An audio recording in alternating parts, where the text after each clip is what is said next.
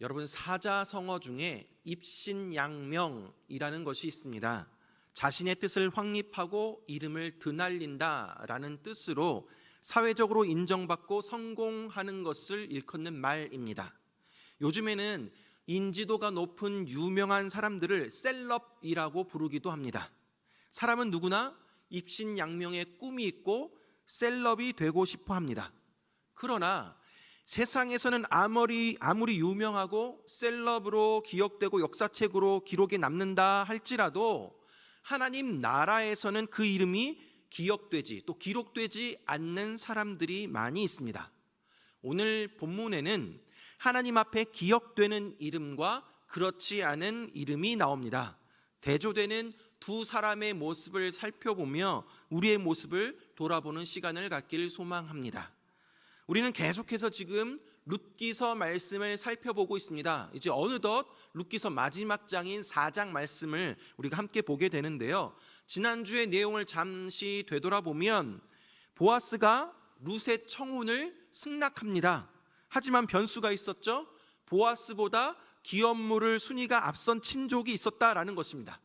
보아스는 그 사람이 권리를 포기하면 자신이 기업물을 그 의무를 이행하겠노라 약속을 합니다. 나오미는 보아스가 보내온 보릿자루와 그의 의지를 보고 보아스가 이 일을 성취하기 전에는 쉬지 아니할 것을 확신합니다. 오늘 본문은 보아스가 이 일을 성취하기 위하여 바쁘게 움직이는 모습이 나옵니다. 1절 말씀 보니까 보아스가 성문으로 올라가서 거기 앉아 있더니 마침 보아스가 말하던 기업 물을 자가 지나가는지라. 보아스가 그에게 이르되 아무개여 이리로 와서 앉으라 하니 그가 와서 앉으매 라고 나와 있습니다. 보아스는 자신보다 기업 물을 순위가 앞선 사람을 만나기 위해서 성문으로 올라가서 거기 앉아 있습니다. 당시에 이 성문은 많은 사람들이 지나가는 곳이고요, 장사가 이루어지는 곳이고 마을의 정치적인 결정이나 재판이 이루어지는 곳이었습니다. 보아스가 성문으로 나아갔다라는 것은 보아스가 기업물을 이 문제를 사적으로 해결하는 것이 아니라 공동체 앞에서 재판을 통해서 공명정대하게 처리하려고 했다라는 것을 의미합니다.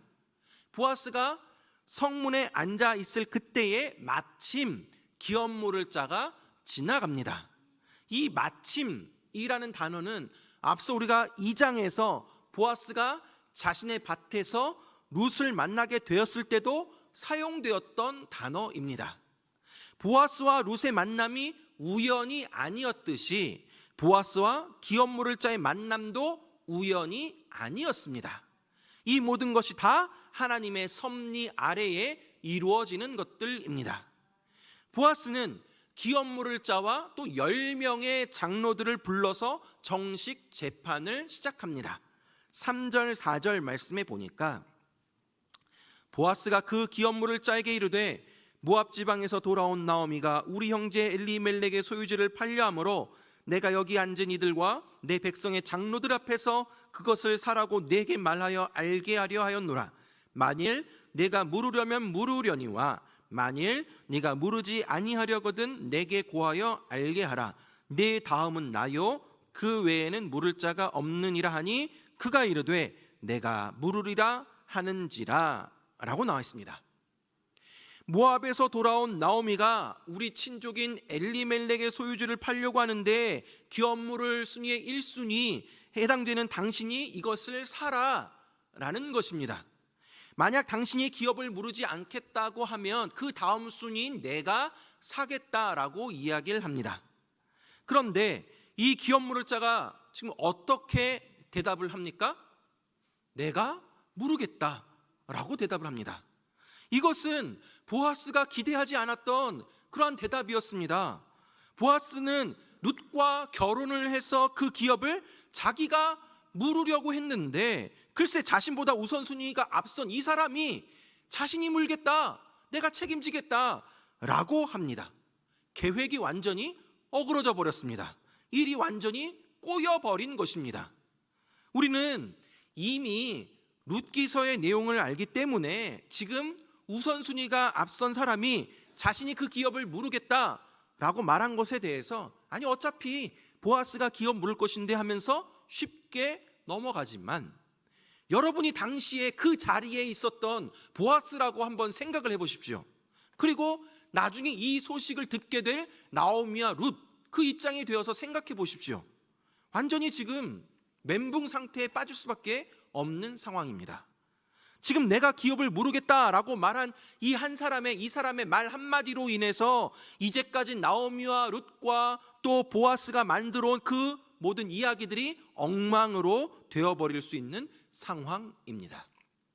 그러자 보아스는 당황하지 아니하고 차분하게 기업 무른다는 것이 어떤 의미인지 그에게 추가적으로 다시 설명합니다. 5절 말씀 보니까 보아스가 이르되 네가 나오미의 손에서 그 밭을 사는 날에 곧 죽은 자의 아내 모압 여인 룻에게서 사서 그 죽은 자의 기업을 그의 이름으로 세워야 할지니라 하니 라고 나와 있습니다. 나오미에게 그 기업 무르는 것, 엘리멜렉의 소유지를 산다라는 것은 엘리멜렉의 죽은 아들 말론의 아내인 이방 여인 룻과 결혼해서 자녀를 낳아 그 자녀를 엘리멜렉의 가문에 자식으로 주어야 하며, 또 그 자식에게 당신이 값주고 산 엘리멜렉의 모든 소유지를 다 상속해야 한다라는 것을 의미한다라고 설명합니다. 간단히 말하면 기업 무르는 일에 돈도 많이 들어가고 나중에는 룻의 자녀가 다 상속하게 된다라는 것을 알려준 것입니다. 그러자 이 기업 무를 자가 어떻게 대답을 합니까? 나는 무르지 않겠다라고 합니다. 6절 말씀 보니까 그 기업 무를 자가 이르되 나는 내 기업에 손해가 있을까 하여 나를 위하여 무르지 못하노니 내가 물을 것을 네가 물으라. 나는 무르지 못하겠노라 하는지라. 여러분, 왜 우선순위가 앞선 기업 물을 자가 처음에는 내가 무르겠다라고 하였는데 나중에는 나는 무르지 못하겠다라고 거부하고 있는 것일까요? 이 기업 물을 자가 처음에 쉽게 내가 무르겠다라고 대답했던 것은 그저 땅만 사는 것으로 생각했었던 것입니다. 엘리멜렉의 소유지에 대한 권리를 나오미에게서 사면 나중에 나오미가 죽으면 그 땅은 자신의 땅이 되기 때문입니다. 나오미는 이미 자식을 낳을 수도 없고 또 그런 상황이기 때문에 기업 물을 것을 쉽게 승낙했었던 것이죠. 그런데 보아스가 기업 물을 자의 책임 중에는 룻과 결혼하는 것도 포함되어 있다는 것을 상기시켜 줍니다. 그러자 그의 생각이 바뀝니다. 왜요? 룻은 젊습니다. 얼마든지 아이를 낳을 수 있습니다. 그렇게 되면 그 기업은 룻의 아들을 통해 이어갈 수 있으니 그 땅은 자신의 땅이 될 수 없습니다. 자신에게 남는 것이 없습니다. 믿지는 장사, 자신이 손해보는 장사인 것입니다. 그래서 그 기업 물을 자는 내 기업에 손해가 있을까 하여 라고 말하면서 모든 권리를 포기하고 물러섭니다. 그러자 보아스가 이 일을 증명하기 위한 절차를 진행합니다. 7절, 8절 말씀 보니까 옛적 이스라엘 중에는 모든 것을 무르거나 교환하는 일을 확정하기 위하여 사람이 그의 신을 벗어 그의 이웃에게 주더니 이것이 이스라엘 중에 증명하는 전례가 된지라. 이에 그 기업 물을 자가 보아스에게 이르되 내가 너를 위하여 사라 하고 그의 신을 벗는지라 라고 나와 있습니다. 이전부터 이스라엘에게 내려오던 하나의 관습이 있었는데 그것은 사람이 자신이 가진 권한을 상대방에게 넘겨주거나 혹은 재산을 사고 팔 때에 그 사실을 확정하기 위해서 자신의 신발 한 짝을 벗어서 상대방에게 벗어주는 관습이 있었습니다. 아마 이것은 신명기 25장 7절에서 10절 말씀에 그러한 전례를 따라한 것으로 생각이 되는데요. 신명기 25장 7절에서 10절 말씀 보면요, 그러나 그 사람이 만일 그 형제의 아내 맞이하기를 즐겨하지 아니하면 그 형제의 아내는 그 성문으로 장로들에게 나아가서 말하기를 내 남편의 형제가 그의 형제의 이름을 이스라엘 중에 잊기를 싫어하여 남편의 형제된 의무를 내게 행하지 아니하나이다 할 것이요 그 성읍 장로들은 그를 불러다가 말할 것이며 그가 이미 정한 뜻대로 말하기를 내가 그 여자를 맞이하기를 즐겨하지 아니하노라 하면 그의 형제의 아내가 장로들 앞에서 그에게서 나아가서 그의 발에서 신을 벗기고 그의 얼굴에 침을 뱉으며 이르기를 그의 형제의 집을 세우기를 즐겨하지 아니하는 자에게는 이같이 할 것이라 하고 이스라엘 중에서 그의 이름을 신벗김 받은 자의 집이라 부를 것이니라 라고 나와 있습니다. 기업물을 자로서 계대 결혼의 의무를 행하지 아니하고 거절하면 계대 결혼의 그 대상자인 아내는 그 사람의 신을 벗어서 던진 다음에 침을 뱉습니다. 당신은 수치로운 짓을 했다라는 것이죠. 당연히 형제의 집안이 살아갈 수 있도록 대속의 은혜, 구원의 은혜를 베풀어 주는 것이 마땅한데 그것을 당신이 거절하였으니 당신은 이 마을의 수치요 부끄러운 짓을 한 것입니다 라고 하면서 침을 뱉고 그 사람의 이름을 신벗김 당한 자라고 불렀다라고 합니다.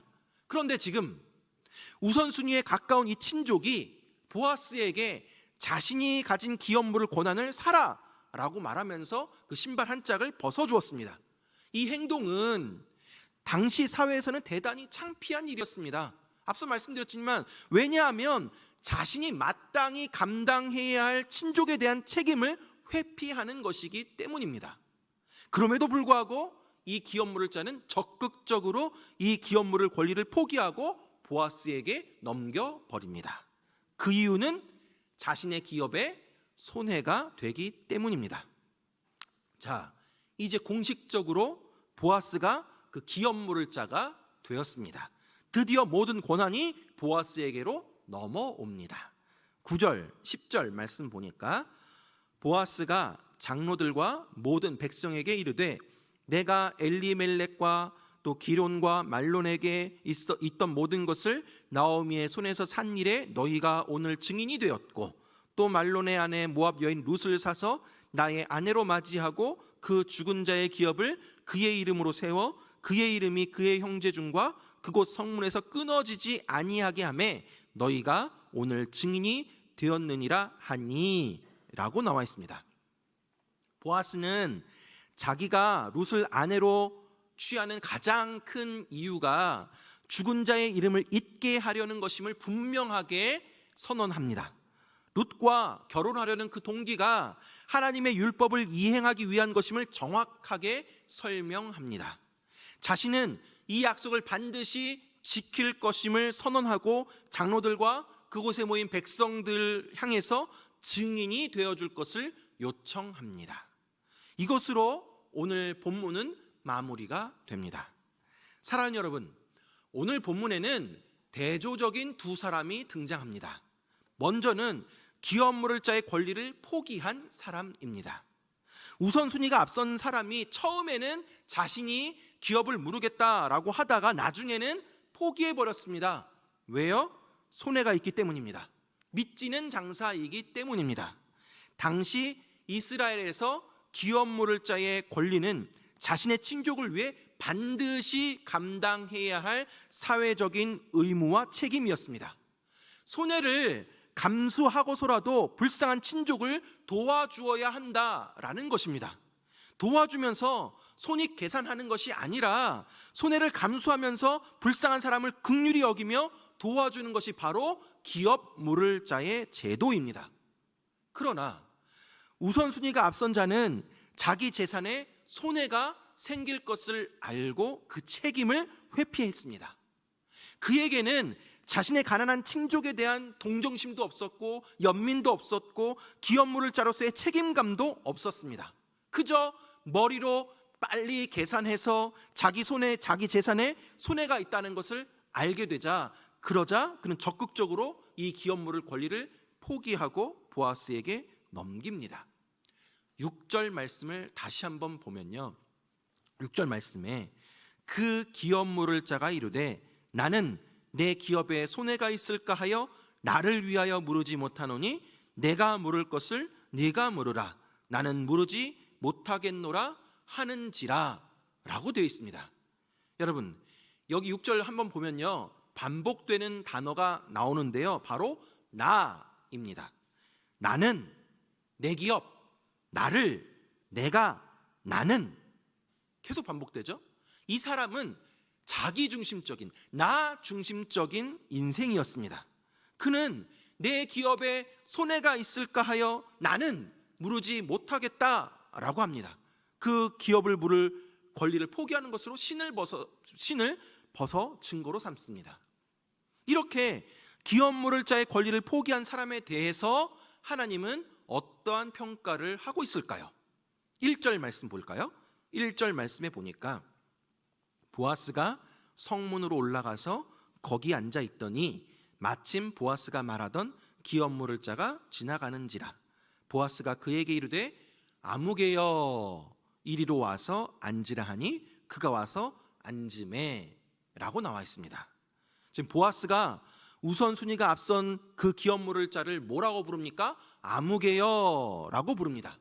그 사람의 이름이 아무개였을까요? 보아스가 그 사람의 이름을 몰랐던 것일까요? 아닙니다. 그렇지가 않습니다. 보아스는 나오미 가문의 친족 관계를 잘 알고 있습니다. 그래서 자신보다 우선순위가 앞선 자가 있다는 것도 알고 있었습니다.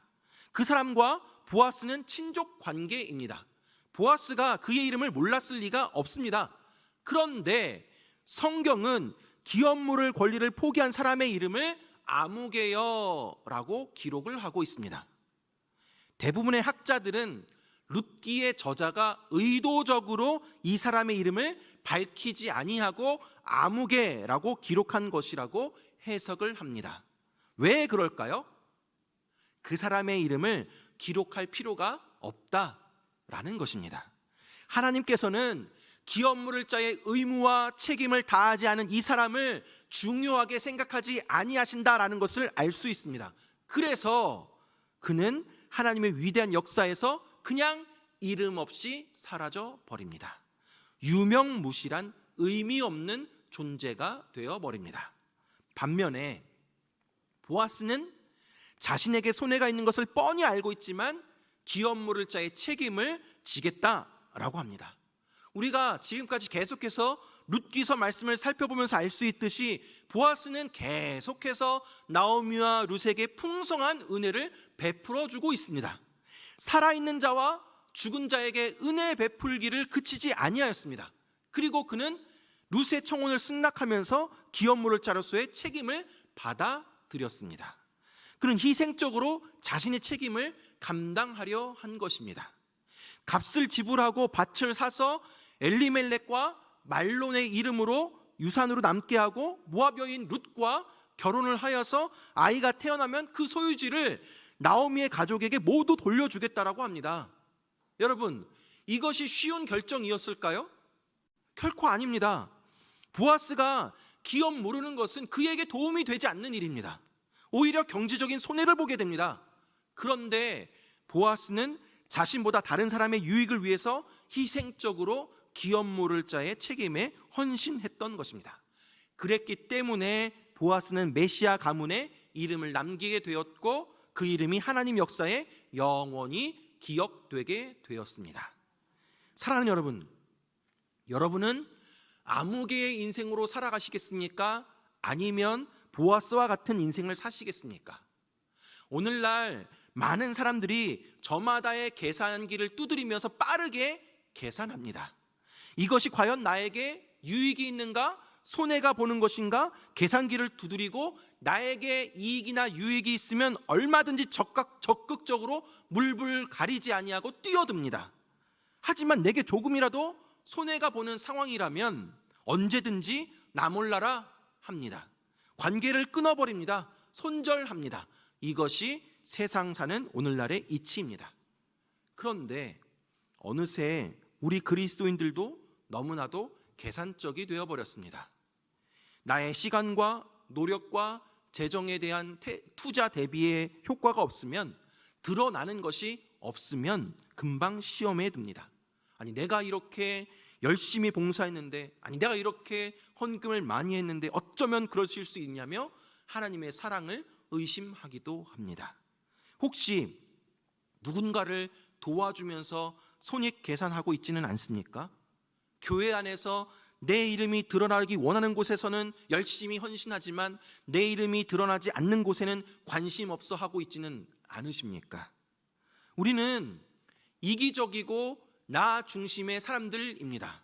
이것이 인간의 본성입니다. 그래서 나에게 손해되는 일은 당연히 하고 싶지 않습니다. 우리는 다 오늘 본문의 아무개일 수밖에 없는 사람들입니다. 그런데 그런 우리에게 예수님이 찾아오셨고 도저히 인간의 머리로는 이해가 되지 않는 사랑을 부어주셨습니다. 룻기에서 보아스가 이런 예수님의 모습을 예표하고 있는 것입니다. 예수님이 우리의 기업물을 짜러 이 땅에 오셨습니다. 여러분, 우리는 영원한 사망인 지옥에 갈 수밖에 없는 본질상 진노의 자식들이었습니다. 그런데 예수님께서 우리를 향한 사랑을 품으시고 우리가 잃어버린 하늘의 그 기업을 물려주시려고 이 땅 가운데 오셨습니다. 그리고 우리를 위해서 십자가에 못 박혀 죽으셨습니다. 자신이 친히 희생 제물이 되어 주셨습니다. 우리를 위해 이만저만 손해본 것이 아닙니다. 도무지 이해가 안 되는 일입니다. 우리가 뭐가 잘났다고, 뭐가 이쁘다고, 도대체 예수님은 왜 그러셨을까요? 무엇 때문에 그러셨을까요? 여러분, 그 이유가 무엇인지 아십니까? 그것은 바로 사랑 때문입니다. 우리를 사랑해서입니다. 로마서 5장 6절 8절 말씀 보면요, 우리가 아직 연약할 때에 기약대로 그리스도께서 경건하지 않은 자를 위하여 죽으셨도다. 의인을 위하여 죽는 자가 쉽지 않고 선인을 위하여 용감히 죽는 자가 혹 있거니와 우리가 아직 죄인 되었을 때에 그리스도께서 우리를 위하여 죽으심으로 하나님께서 우리에 대한 자기의 사랑을 확증하셨느니라. 아멘. 예수님께서 우리를 사랑하시기 때문에 기꺼이 생명을 내어주심으로 말미암아 우리는 대속의 은혜, 구원의 은혜를 얻게 된 것입니다. 우리를 사랑하셔서 아무 이유 없는, 조건 없는 은혜를 베풀어 주신 것입니다. 예수님의 그 사랑이, 십자가에서 흘린 그 피가 우리의 인생을 바꾸어 주었습니다. 예수님의 십자가의 사랑과 은혜를 경험한 사람은 이전과는 다른 사람이 될 수밖에 없습니다. 내가 받은 십자가의 은혜와 사랑 때문에 나도 또한 다른 사람을 사랑할 수 있게 되는 것입니다. 사랑하는 여러분, 오늘날 주님의 몸된 교회에는 수많은 보아스들이 있습니다. 주일학교 교사들은 왜 말도 지지리도 안 듣는 그런 아이들을 위해서 기도하고 전화하고 신방하고 주일날엔 아침부터 나와서 그 아이들을 가르칠까요? 안내위원들과 차량 봉사하시는 분들은 왜 다른 사람들보다 일찍 나와서 섬기실까요? 찬양팀과 방송으로 섬기시는 분들 마찬가지죠. 도대체 이들은 분명히 개인의 시간과 물질과 재정적으로 또 체력적으로 손해보는 일들임에도 불구하고 무엇 때문에 열심히 또 성실히 섬기고 있을까요? 예수님께서 내게 부어주신 그 엄청난 사랑에 감사하고 감격하여서 내가 받은 사랑을 다른 사람들에게 나눠주는 것이 아니겠습니까? 사랑하는 여러분, 우리 영주 동부교회에 이러한 보아스들이 더욱더 많아지기를 간절히 소망합니다. 사랑하는 여러분, 우리 그리스도인들은 보아스가 기업물을 짜러서 그 책임을 다한 것처럼 자신에게 주어진 책임을 진지하게 받아들이고 그것에 헌신해야 합니다. 우리에게 주어진 책임은 본질적으로 나를 위한 것이 아니라 다른 사람을 위한 것입니다. 그리스도인이라면 나만을 위해 사는 것이 아니라 다른 사람을 위해 살아야 할 책임이 있기 때문입니다. 사랑하는 여러분, 한번 살아가는 인생, 내가 손해보는 일이라면 나 몰라라 하고 그저 자기 이름만 드러나는 일만 하는 아무개로 살지 마시고, 손해가 있다 하더라도 누가 알아주지 않아도 그것이 하나님의 뜻이라면 긍휼의 마음을 가지고 도와주고 섬기는 보아스로 살아가시기 바랍니다. 하나님 앞에 유명무실한 의미 없는 아무개 같은 존재가 되지 마시고, 우리가 비록 세상에서는 유명하지 않아도 또 어느 누군가가 몰라주어도 하나님 앞에서는 내 이름이 기억되는 인생이 되길 간절히 바랍니다. 무엇보다도 내가 받은 십자가의 그 은혜와 사랑을 다른 사람들을 위해 나눠주고 섬겨 나아가는 저와 여러분들 되길 주님의 이름으로 축원합니다.